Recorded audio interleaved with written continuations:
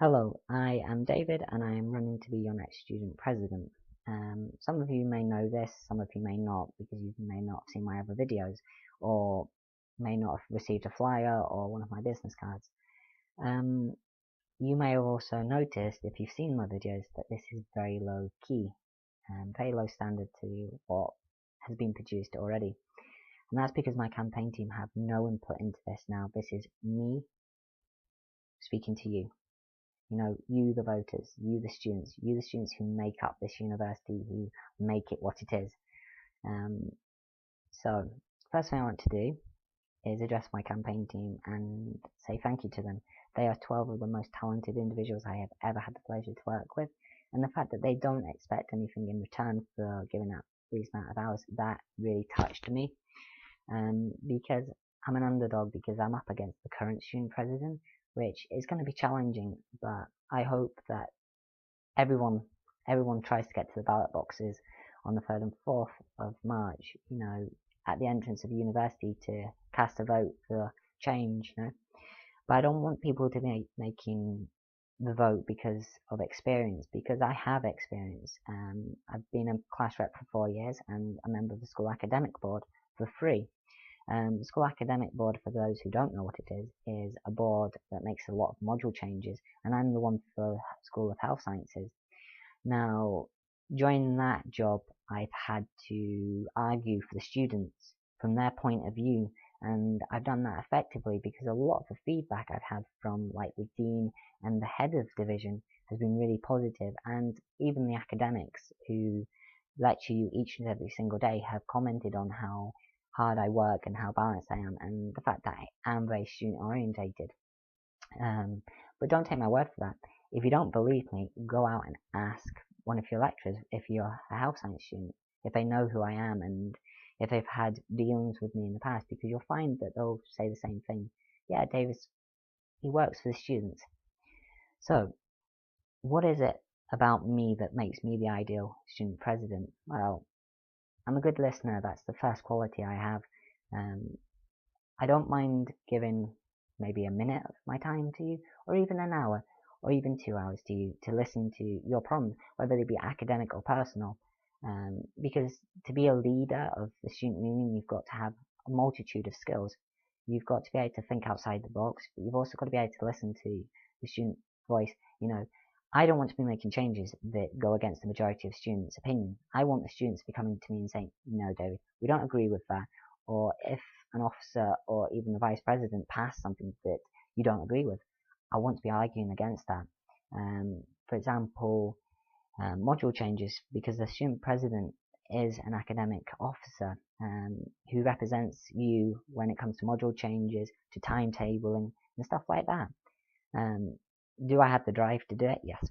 For me, it's not a 9 to 5 job. To me, it's a passion, a drive to make improvements and changes that you want. But I've got my work cut out. That's the honest thing, because there seems to be a culture within QMU at the moment that people just don't want to be part of this student union, which is bad, because student union should be the hub of the university. The university building as such should not be the hub of it. It should be the student union. That's where the real power, the real driving force is. With a stronger student union, we can start banging doors down at management and start making radical changes that need to be made. For example, timetabling is still an issue and has been for 4 years. There have been improvements made, but it's not gone far enough to relieve the pressure. There's still issues with feedback. These are issues that should have been dealt with the past student presidents, or even vice president, or even the union team as a whole, because they work together, they're interlocked. For me, I don't want to be sitting in the student union office. That's not me. I want to be in your university speaking to you, making your voice heard. Not just heard though, I want to be shouting it, because the majority of students need to be voicing their opinion, and it's a sorrowful thing when me as a candidate, I see people saying, well, what does this union do? It did nothing for me. or what services are offered. Why do we have a student union? That upsets me, because there could be so much more power behind the union than there is. And me, to my friends who know me and to people who've met me, I'm a fighter. I will fight tooth and nail to get your changes made, to get your voice and your opinions heard, but in a strange way, I'm not in this to win it, but I am. For me, it's about bringing new ideas to the table, new balanced arguments, and I have been arguing, there are things that need to change, and a lot of problems that should have been solved a long time ago are still there. It's like a hat of problems that just keeps going round and round, and for me, you have to go to the base of the problem, and that is the events, clubs and societies, the academic achievement of the students, the eco-friendly status of the university. The good things about the university are not being promoted within the university or to the wider community, which means that we're kind of losing part of the market in terms of employability. And I know that there's another candidate running to improve employability, but if you don't increase the reputation of the university, the heart, the base, the union, how can you increase employability? Because you're competing against bigger, much larger universities who have cracking unions, who have cracking student input. But us as a small university, we have more power to do that, and that's something I want to bring to Queen Margaret University. That's something I'm going to fight to bring.